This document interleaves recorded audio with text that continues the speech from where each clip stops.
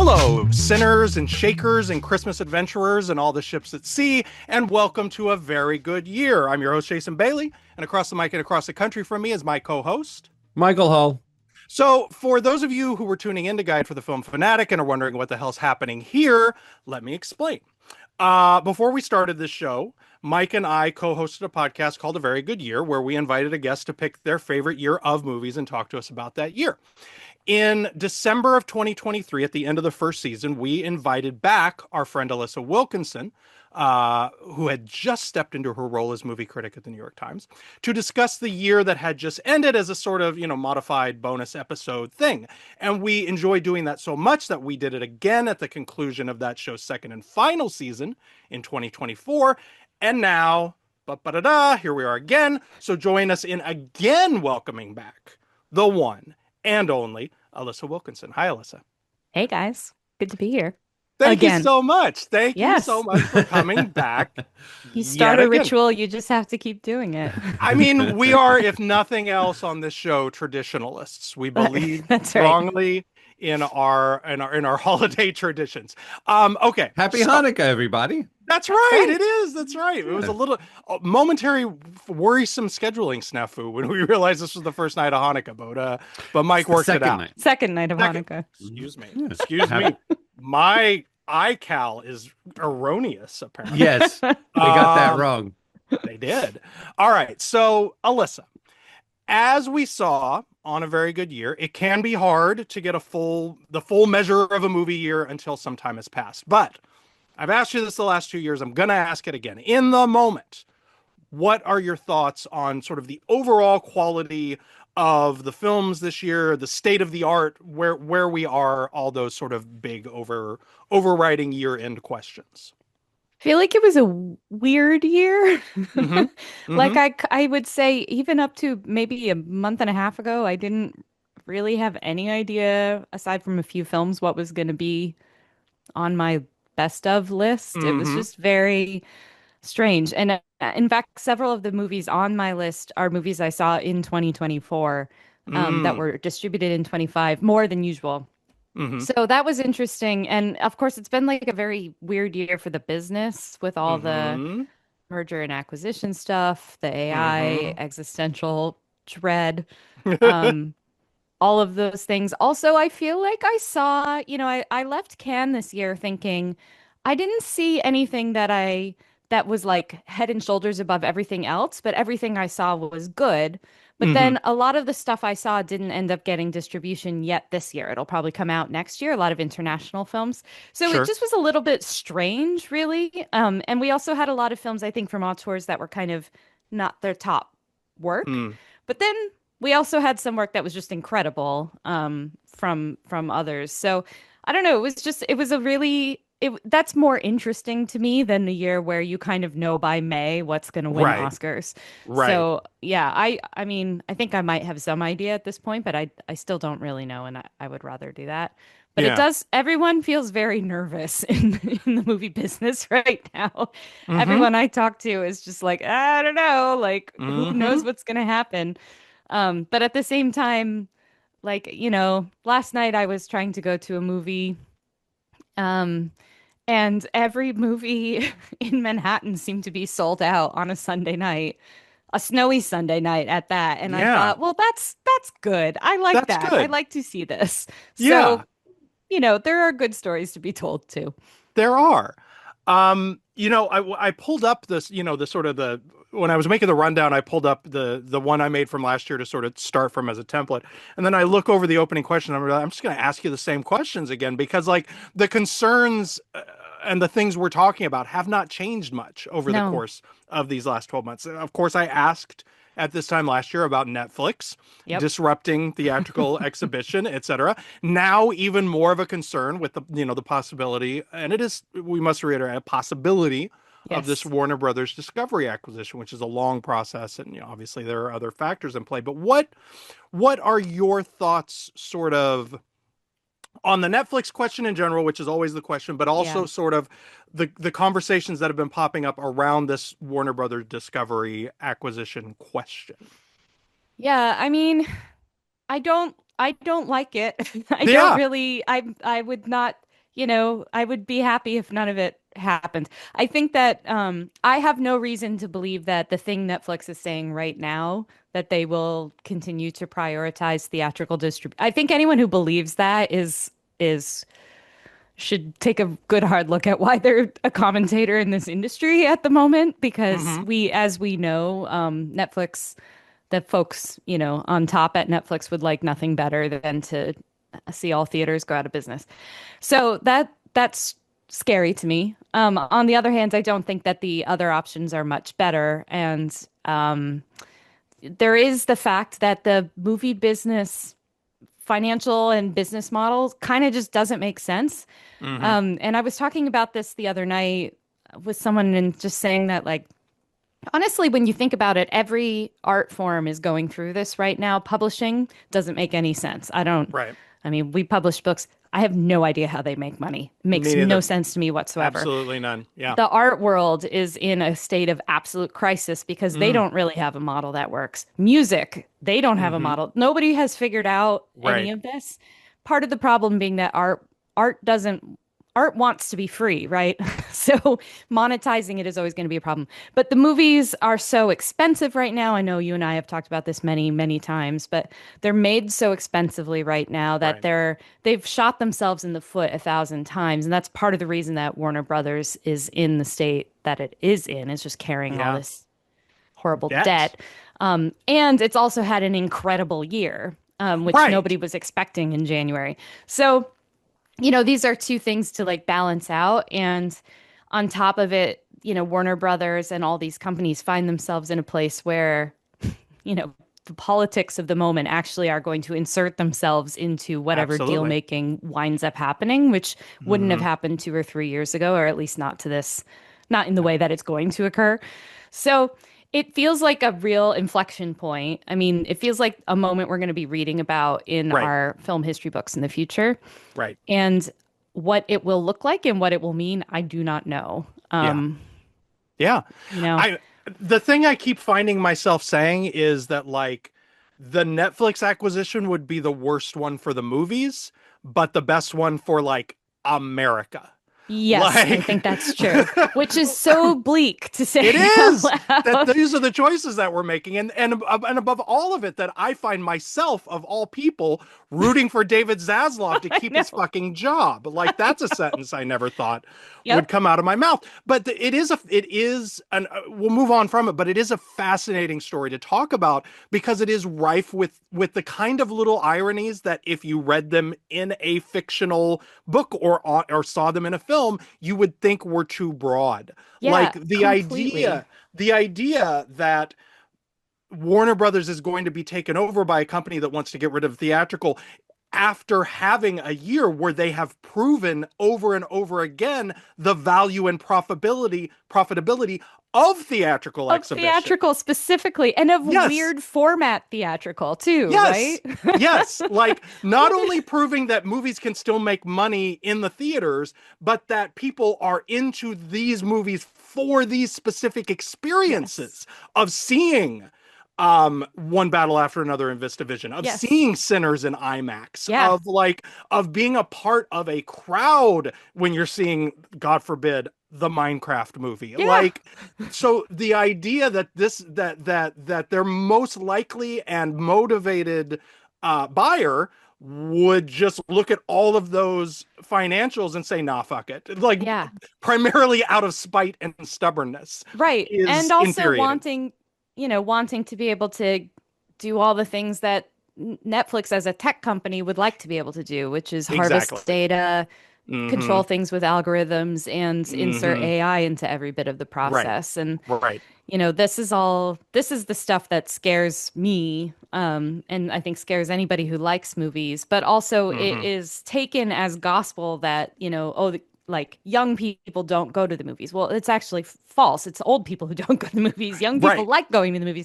So, and people just like repeat the same truisms over and over in the business that don't really have any basis in reality. So that's the stuff that, I guess we'll see what happens over the course of the next year. But I think when you add the political angle to it, it reminds me more of what was happening 80 years ago in Hollywood, where there was a lot more back and forth between Washington and Hmm. Hollywood, or, wherever movies were getting made at the time, than there really has been in the last 40 years or so, Yeah, which is pretty yeah, interesting too. yeah. It was Why better does it need to the be other way. sold? Well, I don't. They're carrying a lot of debt, is what I'm told. That's basically the problem. Yeah, Does it yeah, need to be sold? I mean, I don't know. That's beyond me, but it has something to do with enormous amounts of debt on the balance sheet. This and whole satisfying conversation, shareholders, of but course. then this is the thing, that shareholder thing. This whole conversation feels. We're going to talk about this later, but in the documentary where they talk about, Baal, the religion of Baal, right? And how nobody can ever make a decision. There's always some magical boss that nobody exactly can. This is who are the fucking shareholders? God, I was trying not to curse so much. I barely have spoken a word. Who are these shareholders? Do you know what I mean? Like, Yeah. Yeah, yeah, and these conversations always get passed off to this magical group of yep, people who just happen to be the worst people on earth, who want the worst things and who are going to get there in the worst possible ways. yep, And they're Yep. never really named. Every now and then we hear, like, you find out, like, oh, this guy's one of them or whatever, right? Yeah. But hmm it doesn't feel real. Like, Yeah. where are they? Where is Ball? So we can sit him down and say, why exactly do we need to like ruin this thing? I yeah, Just know. for what? Like, it's Like for a people fucking like write-off. people like movies, let people have them. This is yeah, not, yeah. I don't know. No, But I I don't absolutely keep agree. know. wondering how broken did it feel in 1968? Right. Sure. How broken did it feel? You know what I Yes. mean? Hmm. I keep wondering, like, Yeah, because I kind of remember how broken it felt in 1988, Yep. but not in the way that I would sort of be aware of it now. You know what I mean? Yeah. But hmm I keep wondering, like, how broken was it in those times when we all know it was broken, and Yeah. we yeah, all also know how it got fixed, Yep. which hmm is through art, Yep. right? And through Right. Ball getting distracted. Yep. yeah. You know what I mean? So, Yep. like, is it that bad? Or is it worse? It Is it, you know might what I mean? Like, be. where are we on the 1968 scale, do you think? I don't even know. I mean, that was this is my moment. That was like a chapter or part of a chapter in my book, was just thinking about Mm-hmm. that moment. And Mm-hmm. um I mean, to me I'm the sorry. Which book was that, Alyssa? Oh, I'm I'm. so glad you asked. Oh, okay. My book, We Tell Ourselves Stories, Very Joan Yes. good. Didion and the American Dream Machine. Great book. Partly because Didion and her husband, John Gregory Dunn, were screenwriters, and they were in Hollywood at that During time. that, And yeah. they were kind of old Hollywood aficionados, but they were writing for new Hollywood. So that's, they're right in the dividing line. Um, Hmm. but the big difference now, and the thing that kind of scares me now, is I don't know that any executives at this point know why people like movies. No Like, it does idea. not strike me that these are people who understand like Yep. why people, and I mean top exec. There's lots of people in the Yeah. middle who do, but like, why do Yep. people go to the movies? Yep. Seems to not be a question they have answered for themselves. And I think it's because tech has so thoroughly wedded itself to the movie business at this point, and tech Hmm. people really don't know why that is true. Right. Like, that's Right. just Or generally tech. why anybody likes anything in any form. They Anything don't human, understand I anything mean, about it, Right. right? my background's in tech. Like, I went to school with these guys. They just don't, they're not Yeah. operating in the same kind of universe as we are. So that's scary. And then on top of it, there is all this shiny stuff, tech related, out there that they're going to invest their money in, whether or not it's going to do anything for them at all. I mean, we Right. just this week had this the news about Disney doing something Insane. with OpenAI, which is Insane. completely nuts. I mean, there's Yeah. no way this is going to come out the way they think it is. No. I mean, I'm calling it now. Yeah. Um, but for Disney of all companies to be like, Didn't they sure, put a yeah, like 400-year like copyright on Mickey mouse ears Mouse. or Yes. something they like crazy? sue nursery schools for painting Yes. bootleg Mickey Mouses on their walls. And I just thought, like, Yeah, but now what are you they're doing? gonna open up the technology that'll allow John Holmes Mickey Mouse to do 9/11. Like it's gonna No, be I it's mean, the worst idea imaginable. but it goes back to the shareholder thing again, Right. right? Because the reason you do it is to get people to, and it grows your share price. Hmm. It makes it look like you're forward thinking. All, Disney's in the very close to a point where they're going to have to, get new leadership, and Hmm. that's Yeah. what they're doing. And Yep. also I think they see that, I mean, certainly they still are the big dog in the entertainment industry, but that won't last forever. Right. It could get overtaken very quickly with Yep. a lot of the tech tools that are out there now. And Disney doesn't mean the same thing it did when we were kids, and it was like that was kids' entertainment. Now Right. it's, kids' entertainment comes from everywhere. So I don't know. There's just a lot going on. Hmm. And, meanwhile, I'm just sitting here like watching crap as it comes down the tube and being very excited when it's not crap, right? There you go. Yeah, which There you is, go. a fun thing to say when you just got your January release calendar in and you're like, oh no, Yeah, here we bleak go as again. ever. All right, so we are not going to do headlines because we all remember what happened in 2025, and it's frankly horrifying. So, Alissa Wilkinson, are you ready to do a top five? I am. And then there'll be the music cue that I haven't heard in forever. This is so fun to go back and do a show. Okay. As with last year, there's a little bit less suspense happening because your top five has, in fact, been published along with Manola's in the New York Times, which we will link in the show notes. This is a ranked list. So, Alissa, what is the number five movie on your top five for 2025? My number five movie is Mona Fastwald's movie, The Testament of Anne Lee. Have you And seen this yet? I have seen this. I Yes. have What a seen this. movie. It Yeah. is. Okay. So Alissa writes, I've never seen a movie like this one, and I can't imagine I ever will. The life of the founder of the somewhat obscure Shaker sect is a weird enough pitch for a film, but making it a musical adds an extra layer of singularity.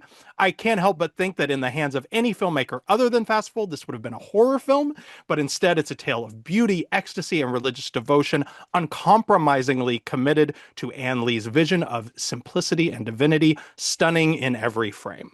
Yes. There are some motion pictures on this entire list that really genuinely feel like they were made to be reviewed by you By me. specifically. So talk to me about first of all, the circumstances under which you saw this and sort of the moment in it when you Yes. realized that you were going to have this kind of a connection with it. I mean, the moment I realized that was probably when I heard that the movie was being made, frankly. So, in addition to it being a musical about the founder of Shakerism made by Mona Fastwald, who I love, Mhm. which is just a weird enough pitch that I knew I was going to love it. Sure. I actually grew up in Colony, New York, which is a suburb of Albany. And I grew up like half a mile from the Shaker settlement that she plants. So like I every didn't field. have this information when I Yeah. said the thing a minute and a half ago about how it was made for you. Okay, go ahead. Yes, I know. I learned to ice skate on Anley Pond. My mother still Wow. lives off of Albany Shaker Road. So, and every field trip I took as a kid was to the Shaker settlement because that's just what you Wow. did. Yeah. I shouldn't say settlement. It's a museum now. The only remaining Shakers, and I believe there are three, live in Maine or Massachusetts or something. But yeah, so I'm extremely familiar with Shaker stuff.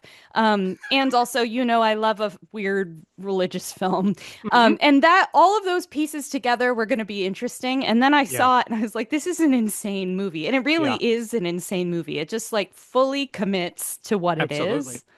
There's no hint of like, one of my worst pet peeves is when we have a historical film in which the main characters kind of like talk like modern people. Yeah. There's no hint of this. These Yeah. people are like Yep. from a different planet, which is just a couple hundred years ago, but they're also just like Anne Lee in particular just feels like she's from somewhere else. She has these ecstatic visions. The movie treats them as if they're, you know, they're happening. Mhm. And it's grimy and it's beautiful and it's like kind of bloody and violent in some places, but it's also like there's a scene that sticks in my head where like there's a lot of scenes of dancing because the Shakers love to dance. Yeah. And there is like a scene where they're dancing in ecstasy and worship, and it looks like something from a painting, and it looks like an amazing, amazing film to look at, Yeah. purely to look at, let alone like the music is gorgeous. It's all music from Shaker songs Hmm. that have been arranged. And I really loved it. And about halfway through, I thought to myself, the only movie I've ever seen that's even kind of like this is The Witch. But The Mm. Witch is very much a horror film. Hmm. This very much could have been a horror film, as I Right. said, but it's not at all. It really it goes in another direction. It treats her as as a woman who finds sort of equality and ecstasy and purpose in this very strange thing that she winds up doing. Yeah. So yeah, I love that, and I think that Mona generally is a really interesting filmmaker and way undervalued. Yeah. Yeah. There's I only went into two other movies where the music is the best part. Team okay. America and the Jug Band movie. Emmett Otter's Jug Band Christmas. And the Emmett Otter Jug Band movie. Those are the only Yeah. two in my whole life, and every movie I've ever seen until I was watching this movie. And Hmm. I was like, yo, like if there's not television and Instagram to scram all day and you're just sitting around all day and then you're in one of those rooms and they start doing that, bro, you believe too. You know what I Yeah. mean? You absolutely I've do. never seen a movie that made me feel like I was like, Mm. I'm with you right now. Yeah. I want to believe. Yeah. Yeah. It's incredible. Yeah, Yeah. it's really incredible. Yeah, and you really do feel like you're in the midst of their community and you So kind of buy much. it, you Hmm. know? Yeah. Yeah. Even though it is objectively strange what they're doing a lot of the time. I went into it almost completely blind. I hadn't seen any trailers. I didn't really know what it was about. I knew it was her, and I knew that, Brady co-wrote it, and I knew that Amanda Seyfried was the star, and that was everything I knew. So to have this happen to you, like, I don't Uh-huh. know. I don't know how well because it's not out yet. It's out, I think Christmas Day. Christmas Yeah. Day. So if you're listening to this, there's a good chance you haven't seen it yet. If you can avoid knowing anything more than what we've told you Yes. or seeing anything, because when that first, I'm sorry to speak in the parlance of Hollywood, when the first musical number happens, Yep. like that's a moment of like actual majesty. Yep. Um, and the only other time I can really think of having that exact same feeling in a movie this year was also an unexpected for me musical number, which is that incredible scene in Sinners. Oh yeah, exactly. Um, Hmm. but Yep. so it's like it's that kind of elevation that it's like it's not only that it's because that it's sort of feels only possible when it's music. It kind of only feels possible when it's music in a movie that you don't know is coming. Like there's a Yes. very specific sort of levitation that I think you can feel as a viewer when the filmmaker knows what they're doing with Hmm. that moment. Hmm. And Yep. Ryan Coogler knew what he was doing with that moment, and she knows what she's doing in several of those moments Yeah. in this movie. It's really, Completely. really kind of a miracle. And I Amanda do have Seyfried is one just like, holy God, she's so good in it. so good. There is one funny thing about the music, which is probably the most famous Shaker hymn is Simple Things, which Hmm. is, 'tis a gift to be simple, 'tis a gift to be free. People know the tune. Um, Unless I'm mistaken, this does not appear in this movie at all.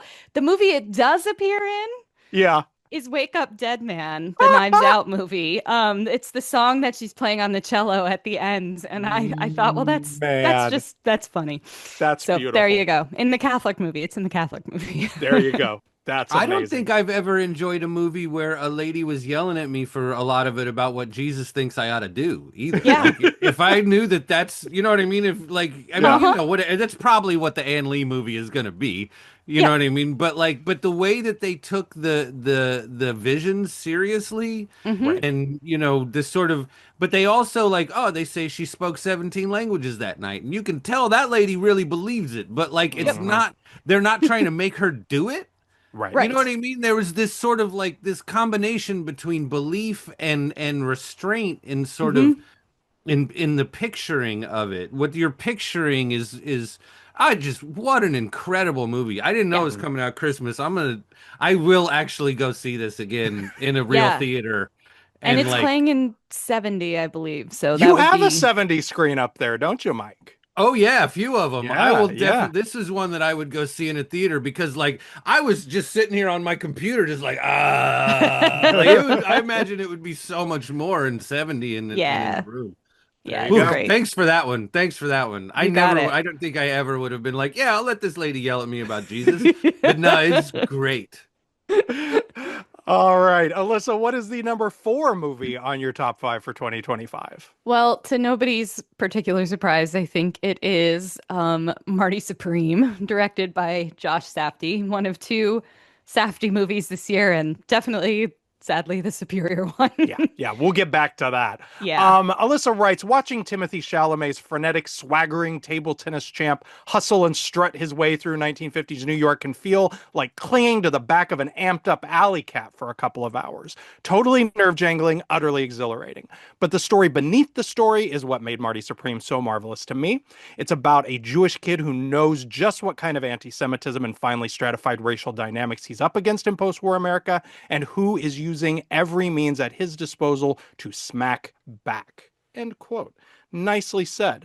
The weird takeaway to your point, because through not even planning, but just like the way the year-end crunch happens, I watched Marty Supreme the day after I watched The Smashing Machine. Oh, wow. Huh.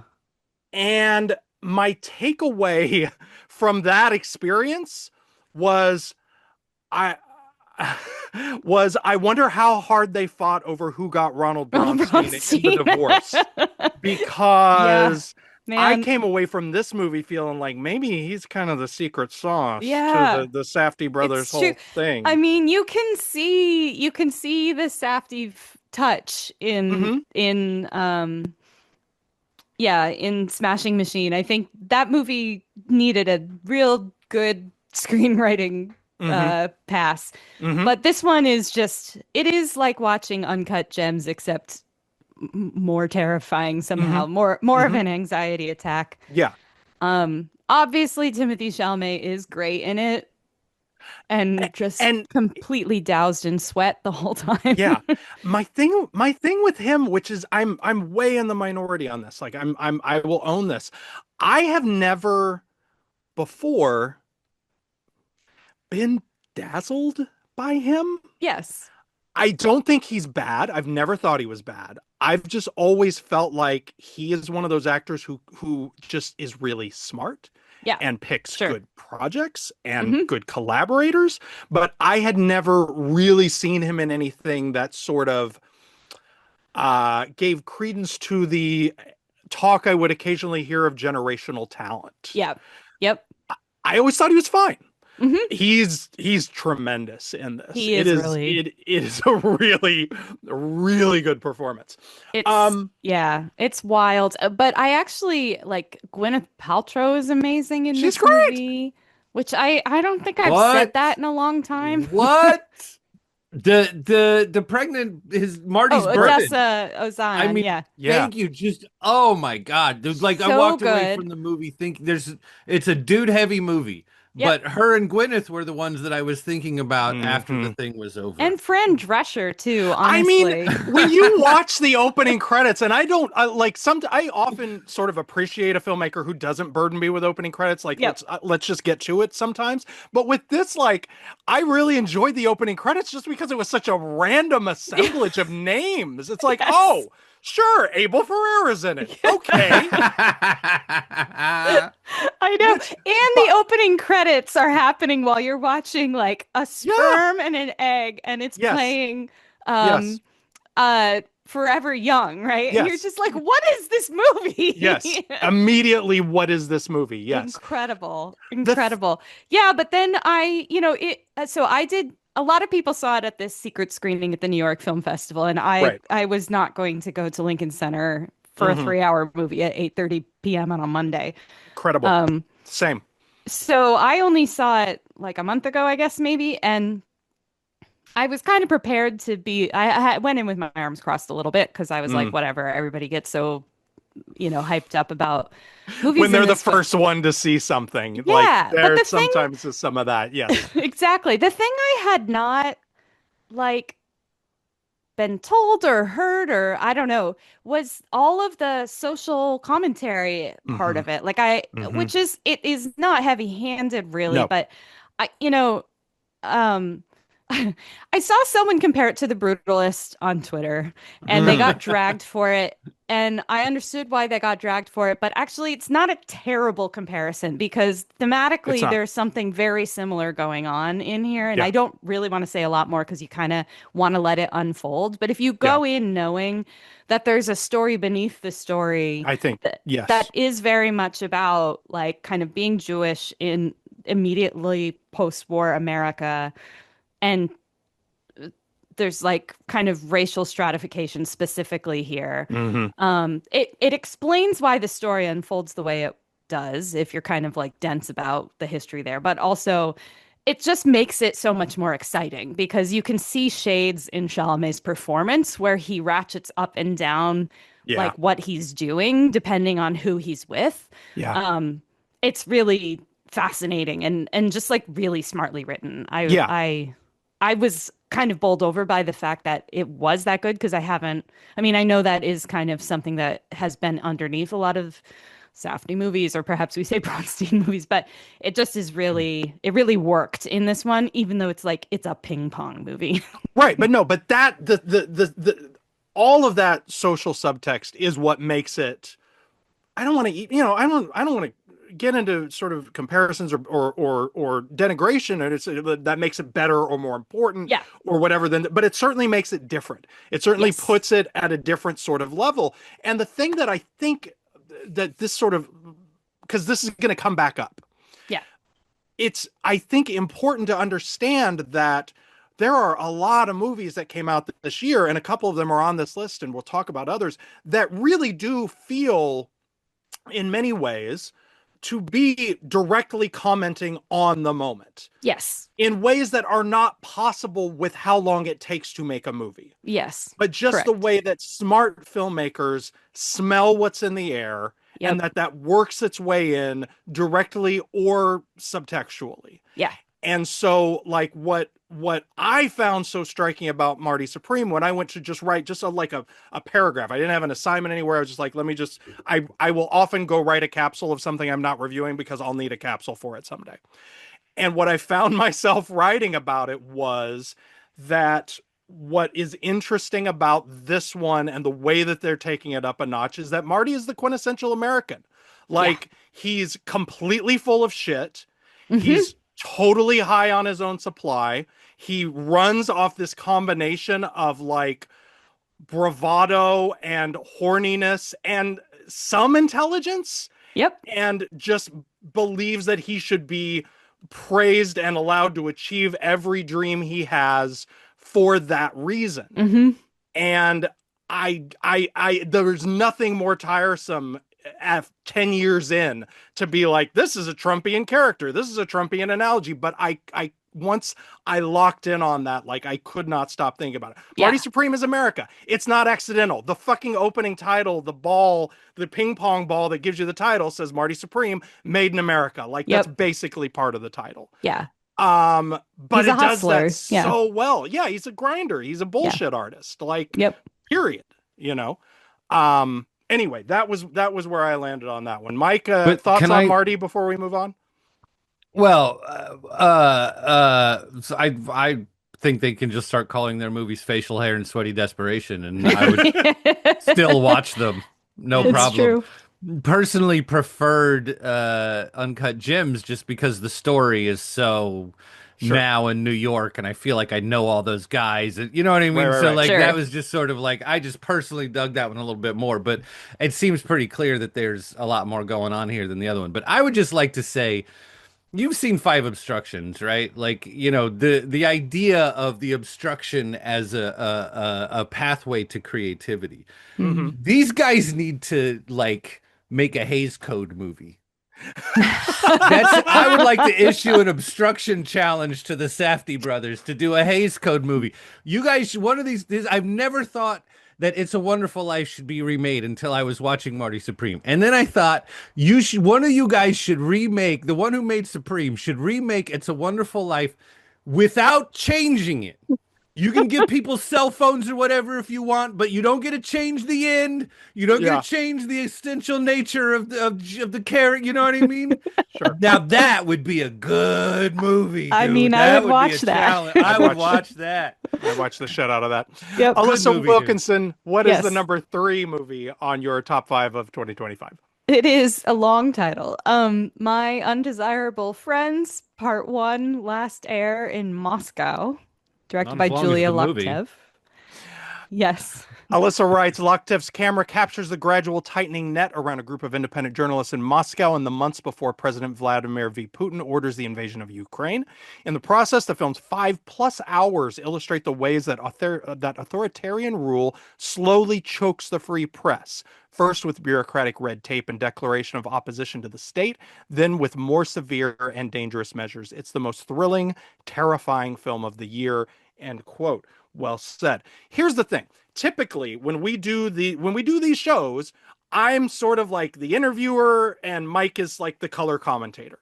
I'm going to turn this one over to Mike because when I was like sending him the email with the links and what all we were going to talk about, I was like, I want to warn you that this is a 5-hour documentary, but this is one of the few subjects I know you would want to see a 5.5-hour documentary on. So, Mike, take it away.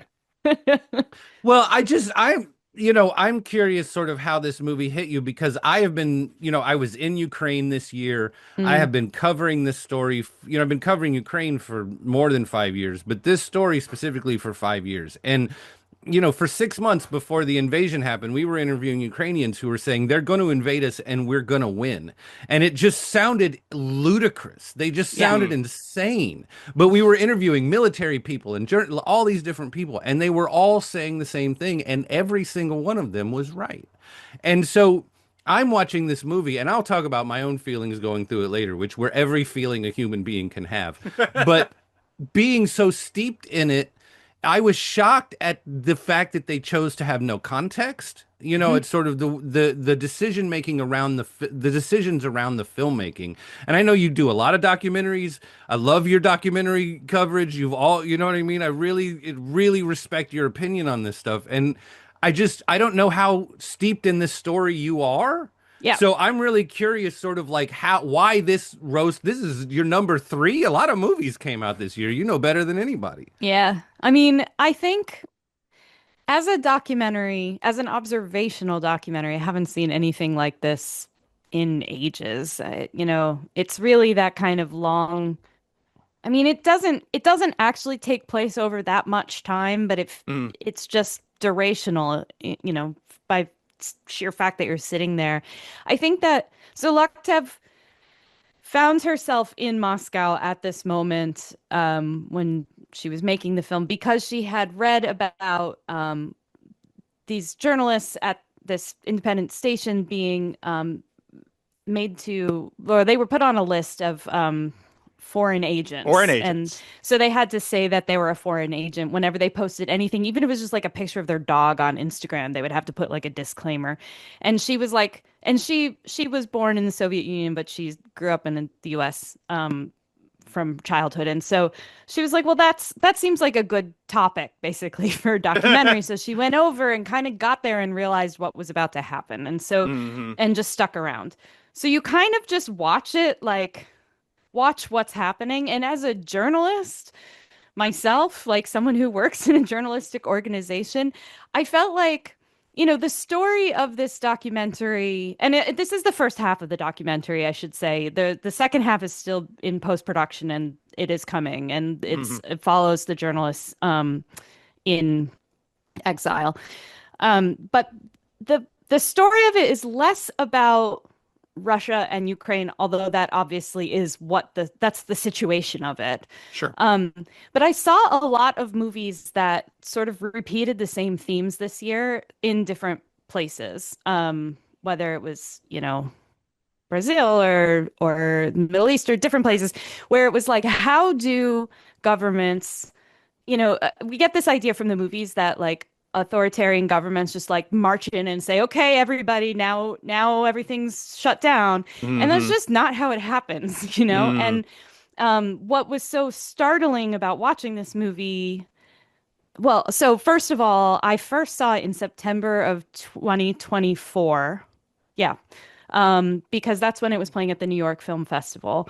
So that's when I first saw it. In September 2024 felt different Mm-hmm. than September 2025. And Mm-hmm. it felt ominous, but not the way it continued to feel more ominous over time. But you could just see patterns in it that felt like a little too familiar, you know? Mm-hmm. And not just in the US. I don't think it's fruitful to like map another country's happenings onto your own as if like, oh, this is actually about us, because it's not. But you can see these historical patterns emerge, and we so rarely see historical patterns emerging like in front of us in real time. And I feel Mm-hmm. like the amount of time this movie lets you sit next to the journalists and hear them process what's going on out loud. Their helplessness is fucking so And they're heartbreaking. young Mm-hmm. women, most of them, Yeah. you know? Yeah. And they're And they just don't do talking about anything to play it up. It's all they're doing is talking and looking at their just laptops, and they're talking, just looking at their helplessness laptops. is choking. And they're talking also about like Harry Potter, and they're talking about Emily in Paris, and like they, they're just living their lives, and they remember. Most of them are, in their 20s, I guess, late 20s. They remember things being slightly different, you know. Mm-hmm. They remember a Mm-hmm. little bit of a different feel. They talk Right. about times being a little different, and that felt like this is a movie about a particular time, a particular place, and particular things happening to particular people. But it also felt like something else. Like I was watching Mm-hmm. a story that is has been told before and will be told again. And it just is really compelling. Like Yeah. you start it and you're like, what is this? And then 2.5 hours in, you're like, I have to keep watching because I have to know Mm-hmm. what's going to happen, even though You you know what happens, right? So you did this to me twice on this list because there's like this movie especially I'm trying to describe it to my wife and it's like they're just sitting around chatting. Like some of them smoke, some of them don't. Yep. They're just like drinking tea and looking at their laptops and their phones. And it's one of the most tense things. I mean, it's just like, and I'm trying to describe it to my wife and it doesn't sound tense. You know No, what I Yeah. it's just a mean? series of dinner parties, you know? But Yeah. like, oh my Yeah. God. Hmm. Yeah. Oh, Hmm. Yeah. I think it's, if this, I just was going through, so I had every emotion. I'm watching this movie, and first I'm like, why am I spending 5 hours on these fucking Russians? Like, if I want to spend 5 hours on this story, I should be learning about Ukrainians. I've already decided which side I'm on in this Uh-huh. conversation, right? But then, don't be that. You know what I mean? And then so like I'm like sort of watching, and then at some point you start to remember Iraq. Right. And I protested every chance I got. I voted against everybody, I voted against everybody who was for it and for Right. everybody who wasn't. I made art about it. I made journalism about it. I did everything I could about it. And if the Iraqis still didn't want to hear my opinion, you know what? I can't blame them. You know what I mean? So Yeah. like you're in that moment too where you're watching it and you're like, these are, Yep. you can see that they're doing everything they possibly can, up to and Right. including getting arrested, all Yep. this other stuff, and you're feeling all of that about it. Like, ugh, and now I'm gone from like, fuck these people. Why am I learning about this? To like, these are my sisters. Yep. You know what I mean? Like, Yeah, this is like, exactly. and Exactly. then you go further into it. And now it's like, I know I worked at CBS News for a long time. This is what it feels like right now with Barry Weiss running the joint, right? Yeah. Mm. There's Mm. they're having these conversations, and like you say, it doesn't map one to one. None of Right. them are going into exile, so on and so forth, right? And now this is the fourth like major movement, the third like or major emotional movement I'm having in the movie, where I'm I'm saying like it's not the same, but there's a it rhymes, you know what I Yep. mean? And I'm Mm-hmm. hearing people talk about it, and I'm no longer in that building, but how your coworkers are, you know what I mean? Mm-hmm. The ones who are overstating a little bit and the ones who aren't, you know what I mean? Yeah. All that Yep. kind of stuff, right? And then you come to this point where you're like, it's a lot of things suck right now, but they are legitimately not assassinating Chuck Schumer on a Right. Mm-hmm. bridge across the street from the CIA. You know Yeah. what I Right. mean? And like when you're watching that, and they do a really, really good job of this in the movie. And this whole foreign agent thing, again, I was reporting all of this when it was happening. We're interviewing people who are getting that label and then coming Mm-hmm. on and talking to us, right? And I Yeah. haven't seen anybody else who have done even close to as thorough of a job, and not just by time, but by understanding an intent of describing what that foreign agent thing was. And Yep. under that law, this show would be banned. Yeah. And not because Jason and I are such hardcore people. Jason and I both, I think, try hard to not do politics on this show outside of the context of art. Because, you know, what am I, if it's boring, if you look at Blue Sky, you already know all the shit I'm going to say. You know what I mean? Like, Right. the reaction to the things right now is black and white, bro. There's not a lot of nuance in the situation right now. Jason and I edit the stuff out sometimes when we allow ourselves to go. You know what I mean? Yeah. But still, this show would be banned, which is not about this show. It's about how low the bar is. Right. Like Right. you're saying, they're having to put foreign agent labels on pictures of their cats. Yep. And I haven't seen anything else that does as good of a job just with the journalism of that element of it, not let alone the emotional element of it, which nobody even tries to touch. Yeah. And you know, this one is emotion forward. Yeah. The way that it's handled in this one is emotion forward. It just like, and now I'm sitting here watching this movie feeling patriotic. I hate things that make me feel patriotic. Like, I've gone through every possible emotion with this thing. It's so incredible. It's such a deep and incredible and thoughtful and hard thing that she's created. And when you watch it, it looks easy. Like a Wiseman movie looks easy if you don't know. Right. If you've never Yes. tried to make one, it looks Right. easy. Right. Yeah. And but like it's not easy to make something this hard and deep and wonderful. It just Yep.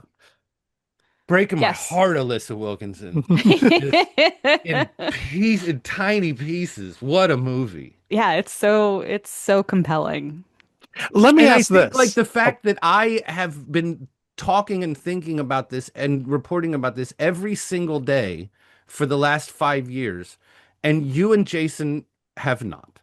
And Yeah. yet we are all experiencing it in the same way. This is something that when I was initially very confused by the lack of context in the movie, but clearly you know, if you know anything about the last 70 years of the world, you don't really need the context of the guy who got shot and the, you know, how the sort of the slowly rising, you know, as the water got hotter and hotter before the frogs started to boil. You don't actually need any of that. And I thought I was resistant to that for a long time, as also a documentary filmmaker who prides himself on doing context, because so many people don't, right? But that was wrong. They don't need it. And your reaction to it is proof that that's wrong. Yeah, I mean, it tells you what the story of the movie is, which is not is not the story that's being told here. Right. You know. Right. Yeah. Yeah. All right. Alissa Wilkinson, what is the number 2 movie on your top 5 of 20? It is the Palme d'Or winning It Was Just an Accident by the great Jafar Panahi. Of which you write, Panahi knows well the havoc that autocratic regimes can wreak on artists. He spent most of his career restricted or imprisoned by his own government in Iran, but making movies anyway. This Palme d'Or winning masterpiece of tragic comedy, the first he's directed since his release from prison in 2023, is about how being treated with cruelty tends to make humans lash out cruelly, and how for powerful people who want to keep their power, that's the whole point. End quote. That's you're good at your job, Alissa. Thank you. So they pay me the extremely medium bucks. The thing that was sort of mind-blowing for me about this one when I saw it at New York, so I got to see it projected whole 9 yards, was that I realized as I was watching it, I've only seen the movies that he has made in exile, if you will. Mm-hmm. I've only seen the movies that have been sort of, even when he's telling a story, that have had the scaffolding of the circumstances in which they have to be made. Yeah. Yeah. And so to see what he can do free of what never really felt like shackles. It wasn't like he was making bad movies because the circumstances had to be a part of it. But to see one where he really was able to shed all of those layers and tell a story in a straightforward way, and to have it be so devastating Yeah. and so powerful I mean, he and did. so eccentric and so like it's so many things. It's so funny too. Yeah. I mean, he did make this one in secret. So Hmm. he, in he's his scripts are never going to get approved by the culture ministry. Let's just put it that way. And of course, Correct. he's been Yes. So he convicted still in lives in absent. Iran? No, so Okay, he's okay. not that he left. He was able to leave for the first time like this year basically or maybe last year, but and he has been convicted in absentia and is he can't go back basically. And it's been a whole thing getting him Yeah. back and forth from different countries, and even he wasn't going to be able to come into the US for the New York Film Festival because of the US and also because the government Hmm. was shut down. So there was like an extra Hmm. layer of problems getting him a Yep. visa, but Neon figured it out. Um, he's just a very brave man, Yeah. like an Yeah. incredibly brave man who also has just, I mean, he tells these stories that always work on several levels. Like they're just good stories. Like they kind of Hmm. all feel like fables or folk tales or something, but they're also Well all said. very real feeling. And Yeah. they also all have some kind of a hidden, I mean, it's not very hidden, but it's a semi-hidden meaning, which I think Right. is, you know, it's they're always about something more than what they're about. And this one I mean, what can you say? You watch it and it feels like a comedy of errors until it doesn't, right? I Yeah. mean, this is a movie where there's like a guy in a box in the Yeah. van for most of the movie, which is just a funny thing to say out Yes. loud, Yes.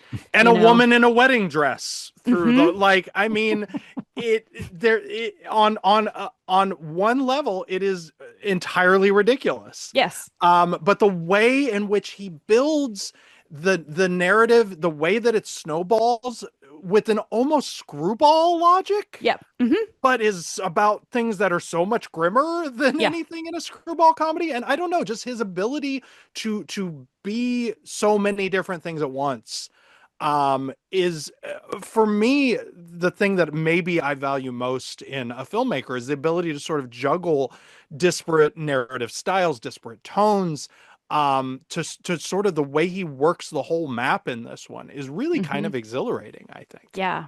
Yeah. Mike. And there's even times where you kind of don't know where you are for a second, and then he pulls back the camera and it's just like Mm-hmm. funny and then it's super grim, but it Mm-hmm. kind of contains both of those at once. And Yeah. it's that funniness where it's like this is absurd, Yeah. like it can't, Yeah. this is so absurd.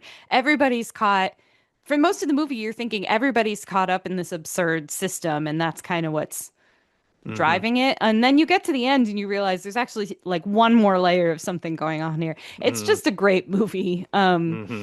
Yeah, it's just a great movie. And then there was, the fact that he could, every time I've seen a film of his at Cannes, he has not been there until this time. So there's Mm. always been an empty seat. Mm. And this often happens there. There was the legend. I think it actually is a legend I have heard. But there was the legend of them having to smuggle one of his films in a birthday cake. Right. But they've had to That kind of, falls firmly into the realm of like, if it isn't true, it should it be. should So be we're true. gonna pretend that Yeah. it is. Yeah, big But they've time. had to sneak his films in and out. He's made most of his films have been made in secret in one way or another, and he's Hmm. equally good working in nonfiction or fiction registers. Right. So it was just really great to like see him be there. And then that wasn't the reason he won the Palm. I think this film would have won the Palm if he wasn't there, but it was, Yeah. especially meaningful to see that. And then the movie just you keep thinking about it after Yeah. you see it. You do. You do. All right. Well, that brings us to to the conclusion. Alyssa, what is your number one pick, the best movie of 2025? In a brave move, I have selected. I am a real maverick for this choice. One Battle After Another by the great and only Paul Thomas Anderson. Alyssa writes, Sometimes you can tell a movie is just going to work from practically the first frame, and that's one battle after another. Virtuosic performances, assured directing, propulsive rhythms, spot on needle drops. Yes, all the elements are there. But what makes one battle the best film of the year is how these all lock together. To tell a truth we rarely dare to acknowledge, no generation, no matter how idealistic, will ever solve the world's problems.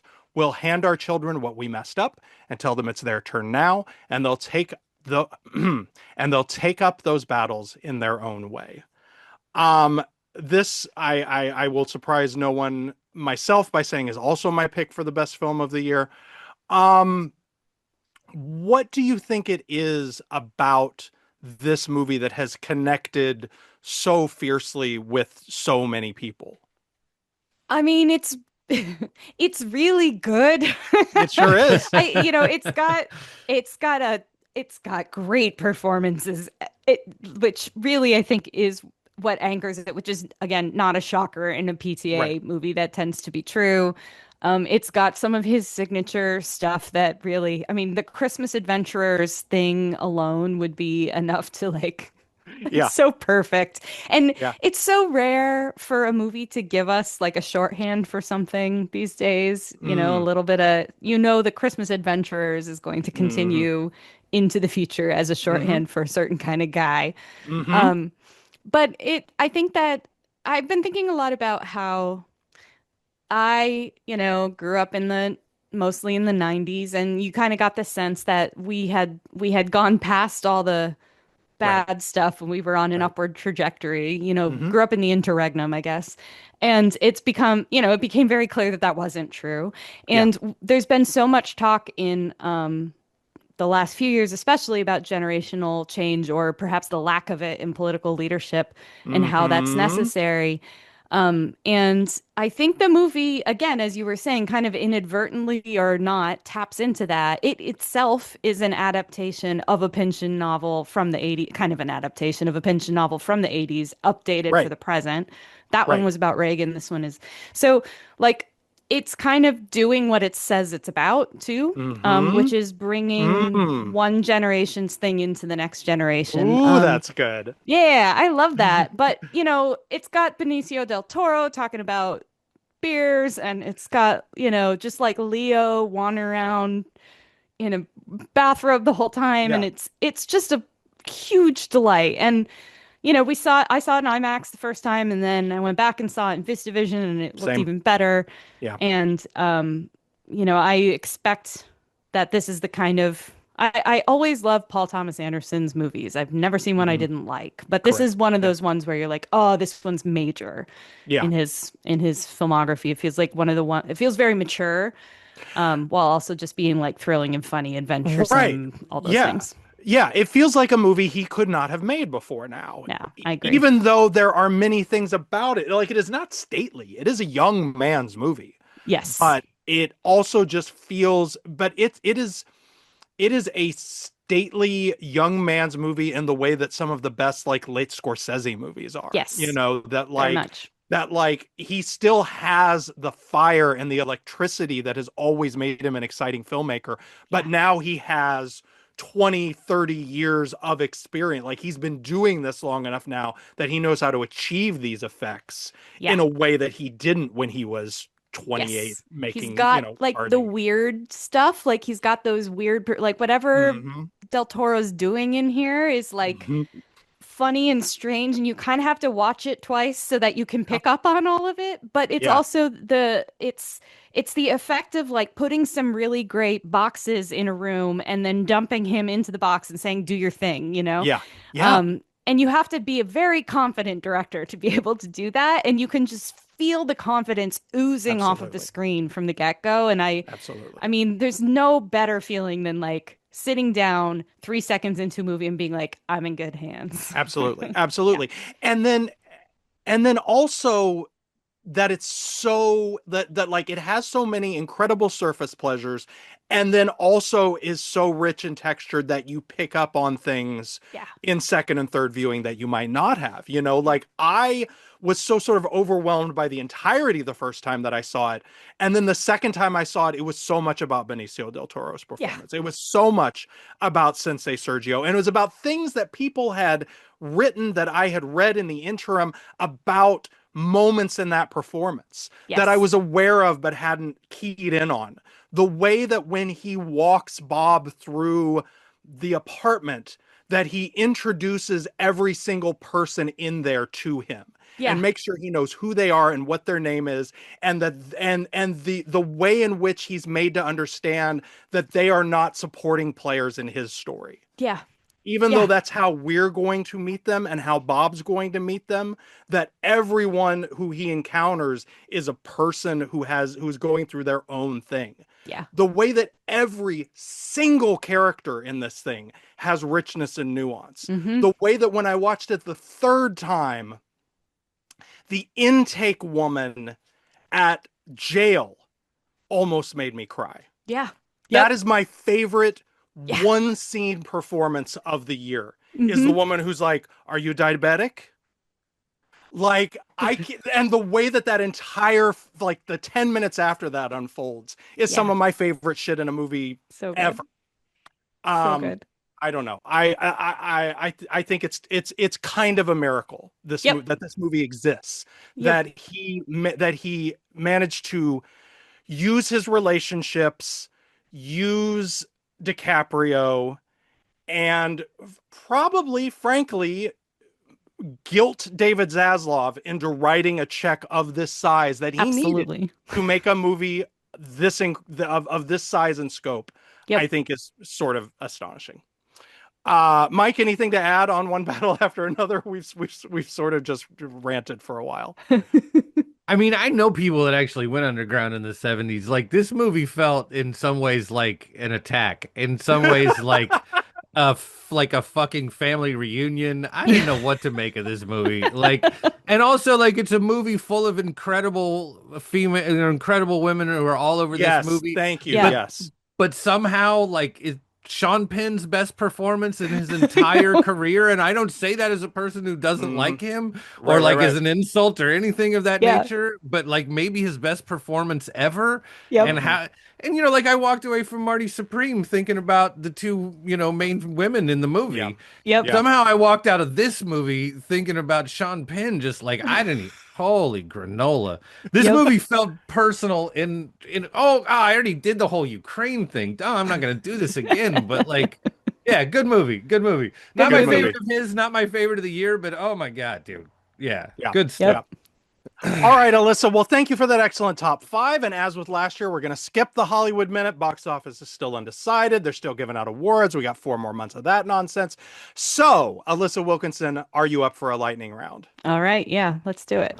All right. So, you know how it goes. We're going to feed you a list of movies we have not yet discussed. You can comment briefly on each or pass if you wish. And here we go. Ella McKay. Yeah, I came out of the chute with Ella McKay. That's right. What a weird movie. In 2008, we all still liked each other. We according did. to that We did. movie. We did. Wicked for Good. Oh, I'm just so bored by these movies. I'm sorry. Resurrection. Oh, I don't understand it, but I think I liked it. Sorry, baby. It's okay. It's okay. I am a recovering academic, and it doesn't understand a single solitary thing about how academics work, but that is also true of perhaps another movie you might mention, so I won't say it out loud. Sinners. Oh, I really like Sinners, and I liked it better the second time I saw it, so good movie. All right, time for some double features. Richard Linklater gave us Nouvelle Vogue and Blue Moon. Yes, I love Blue Moon. I think it's fantastic. It almost made my top 10. It got bumped at the last second. I am not a Nouvelle Vague person. No, I'm a Nouvelle Vague person. I'm not a fan of that movie. I just found it pointless. There we go. 2 from Soderbergh. We had Black Bag and Presence this year. I will never not enjoy a Soderbergh movie. Yes. I couldn't tell you the plot of either of those movies, but I enjoyed them immensely. Two from Radu Jude, Dracula and Continental 25, which is technically coming out here next year, but I'm going to lump them Yes, together for I fun. really liked Continental 25. It was so strange. It has dinosaurs. Dracula, wow, what a picture. He's my he's my favorite discovery of this year because I've read about I'd never seen any of his movies. I read about Dracula and I was like, oh, that guy seems weird. Let me watch some of his early stuff. Oh By his yeah. like blew my absolute brain. I haven't even Yeah. gotten to Dracula yet because I'm watching every one of his movies in order because he's that guy for me this year. You've watched Bad Luck Banging then, I take it. Oh my God. Oh my God. That was a real night in my I had no idea what I was in a Yeah. room full of people at the festival and was like, what's happening right now? The two mothers under pressure movies, Die My Love and If I Had Legs I'd Kick You. I like If I Had Legs. I love Rose Byrne in it, and I really love Die My Love. Famously, I think J Great. Law is a killer. And also, I should say, for some reason, my social media feed is full of videos of Jennifer Lawrence and Robert Pattinson doing Mine like too. things, and Great press that tour. press tour alone Great is press worth the tour. movie. Yeah, Absolutely. Absolutely. We had two starring Dakota Johnson, Materialists and Splitsville. we did. I didn't love Splitsville. I liked Materialist more than most people did. Um, But I mean, I love Dakota Johnson. I wish she could get a really great movie. There we go. That's my feeling. The Mastermind. Oh, obviously. I mean, come on. Kelly Reichardt, Josh O'Connor. He's the best boy. Frankenstein. Yeah, I'm a Frankenstein booster, but I will say the greatest thing about Frankenstein is obviously Jacob Elordi, and it kills me that he's not going to get awards recognition for that role because he is a revelation. He's very good in it. The Secret Agent. Yes, good movie. I'm kind of surprised by how much people love it, but I think it's great and I'm happy for it. The Naked Gun. The snowman sequence, probably one of the best sequences in cinema ever. Mickey 17. Yeah, I didn't realize that came out this year until recently, but I liked it. Yeah, I will never not watch something Robert Pattinson's in because he's just a big weirdo and He he's sure great. is. God bless him and Kristen Stewart. Like, I feel like Twilight has almost single-handedly kept indie film alive for the past 10 years. That is true. A House of Dynamite. Yeah, so I liked this movie quite a lot when I saw it, and in retrospect, I probably liked it more because I saw it after the Springsteen biopic, which was quite bad. Yes. It's fine. The Perfect Neighbor. Oh, I have very complex feelings about this, and you can read some of them at the New York Times. Yeah, we'll link to that. I shouldn't have put that in the lightning round. My apologies. Orwell, 2 + 2 = 5. Yeah, it's a little heavy-handed, but people should watch it probably. No Other Choice. Good movie. Has it come out? Yeah, I guess it has. Yeah, good movie. I think it's out Christmas. It's Yeah, coming okay, soon. Yeah, that sounds right. Yeah. All right. The Lost Bus. I did not see The Lost Bus because it's a Paul Greengrass movie, and I can't watch his movies because they make me seasick. There we go. And Yep. finally, a Spike Lee joint, Highest to Lowest. I was at the premiere of this at Cannes, and that was a delightful evening. Mostly because nobody knew if Spike was going to show up, and when he did, he was in Nick's color, like his tux was just stripes and Nick's colors. Movie's the most Brooklyn movie in a while, so how could I not love it? Alyssa, let's do some plugs. Folks can, of course, read your Wait, reviews at the New York. I got some Oh, movies. sorry. Mike wanted to add on to the. Okay, go ahead. I need to ask you guys about a couple things that I saw this year Okay, Mike. that didn't make the list. Okay. That All didn't right. make the list. Did anybody see Arco? Yes, I have I not did. seen Arco yet. I did. Did you like I- Arco? I mean, I didn't not like Arco. Oh my God, I felt like it was like Iron Giant meets like Close Encounters. I fucking loved Arco. I was just like, I was shocked by how much I liked that movie. That will make Neon Um, very happy. Did anybody see a movie called She Rides Shotgun? No. It is on my list. I haven't yet. Okay, I'm just going to read my letterboxd review because it's short. It's as short as Alyssa's articles. There is a Donald Goines book that opens with a little girl dancing in a living room. We're fully immersed in her joy before we find out she's moving mindlessly near an open dose of heroin, and her audience is the people who plan to inject the drugs. It is immediately obvious she's going to spill the dose, and the aftermath is the most harrowing and heartbreaking thing I've experienced in any piece of art in my life. Until this film. Bro, She Rides Shotgun is fucking wild. And like, Okay. All right. maybe it's just this girl dad shit, but like Okay. that movie got in my guts, dude. Okay. And finally, we can't leave this without talking about the Alto Nights. I'm sorry, but somebody's Yes, got we to. can. Somebody's Yes, we got to have can. it. No, we can't. We can't. gotta That movie Warner understand- had Brothers one flop this year. that movie had like negative cultural I footprint. think What do you it mean made we $9 can't million not talk about it? literally. With everything we do, we can't talk about the Alto Nights. Well, I literally can't talk about the Alto Nights because I didn't see it. Did you see I it? also did not see the Alto Nights. No. Oh my God. All right. I heard bad things, Mike. Yeah. Well, I'll just say this. Barry Levinson is not the Meyer Lansky of gangster movies, but I was hoping to hear a little bit more in depth about it. But okay, so fine. I was the only person who watched the Alto Nights. All right. All right, Alyssa, let's do some plugs. Folks can, of course, read your reviews at the New York Times. Your most recent and most excellent book is We Tell Ourselves Stories. There you go. There you got it. Available in hardback, ebook, and audiobook, and it will soon be joined by a paperback. Yes, it will. June When will 23rd. that be? There you go. Available for pre-order now, though, I assume. Soon, if not Soon, now. if not, Yeah. Not now. Okay. Well, Yeah. I'm not sure, but yes, it will be. get it in hardback then. All right. And where can people follow you on social media? I'm on all of the platforms, sadly. On all of them except the one of which we do not speak, Twitter X. I am just at Alissa Wilkinson. On that one, I'm Alyssa Marie, but I never post on that one, so you don't have to bother with it. we go. But mostly I'm on Blue Sky or Instagram. I Generally. am Jason Bailey on Blue Sky and Letterboxd. Mike, where can people find you? I am Michael Hall on Letterboxd, which has been more fun than I expected. There you go. Of course, if you like the show, you think other people might like it too, please do leave us a rating and or a review on your podcatcher of choice. If you'd like to join our mailing list and get our show notes and such, you can do that at buttondown.email/filmfanatic. Mike, as we've completed a whole season now, I'm just now noticing that I say in this thing I read every week, our weekly show notes, which is inaccurate. We do a show every 2 weeks.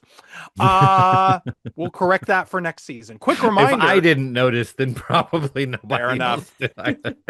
My book, Gandolfini, Jim, Tony, and the Life of a Legend, is out now wherever hardbacks, ebooks, and audiobooks are sold. Also out in paperback in April. And if you're one of those weirdos who likes to watch Hey, videos you can of watch my people- movie on Amazon now. Yeah, plug for that. There That you hasn't go. been. That has finally become real. It's everywhere except for HBO now. Betrayal at Attica's on Apple, Amazon. I think Tubi, Canopy. It's in lots of fun. All the places that aren't HBO, There you go.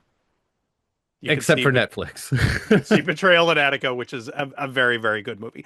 Oh yeah, and our YouTube channel guide for the film fanatic. Okay, Mike, before we go, what is your favorite movie of 2025?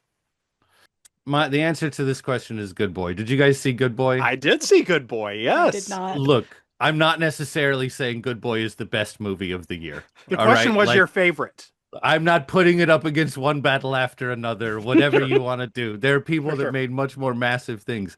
But I sat down and watched this movie kind of on a lark, and I have to say, like, A, it's weird we've never seen a movie from a dog's perspective before.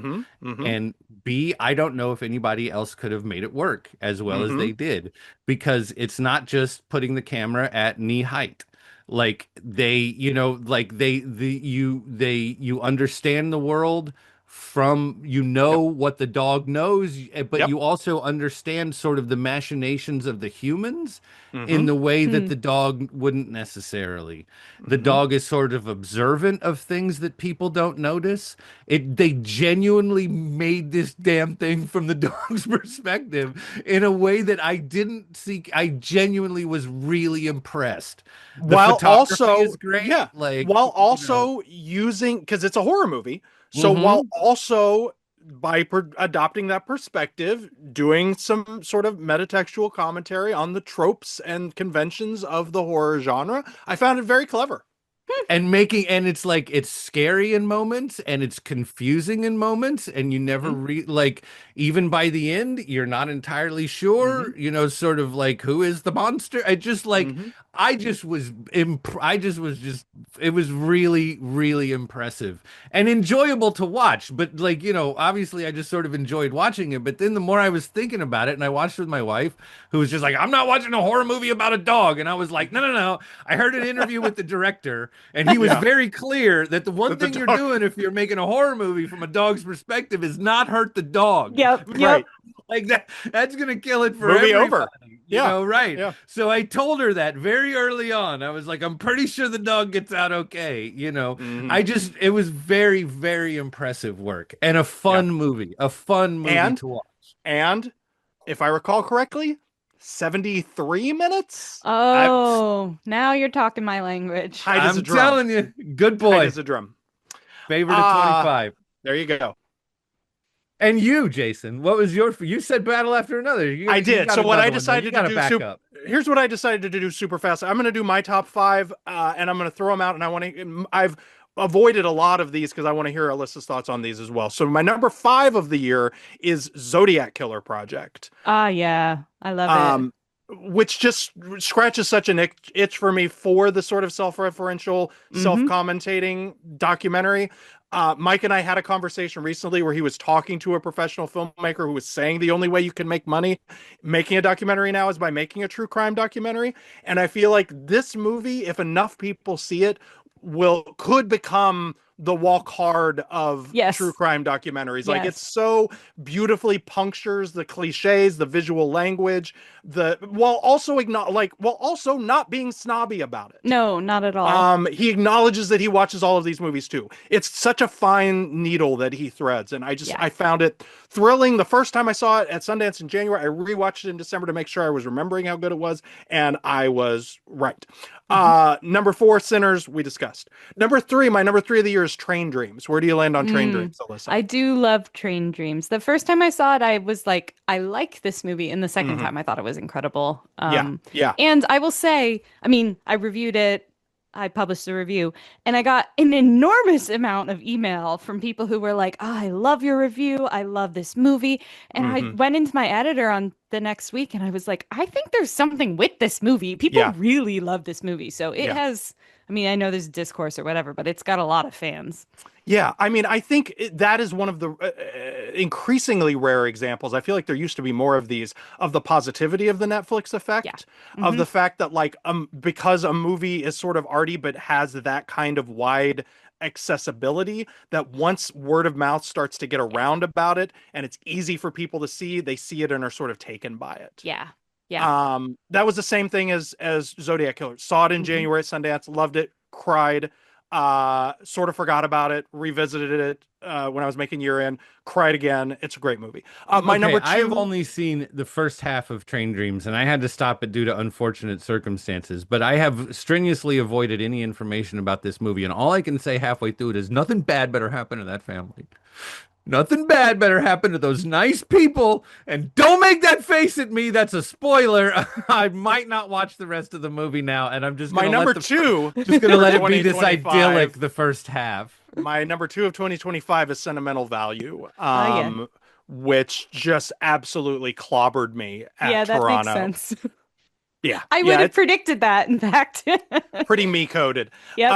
And number one battle after another. Okay, Wait, what is that. this sentimental value? I don't know anything about This this. is, I always say his name wrong. Alyssa, Yeah, I what's do too. No, that's just because we're not We're not. It's the new movie from the director and star of The Worst Person in the World. Did you see The Worst Person in the World? Yeah.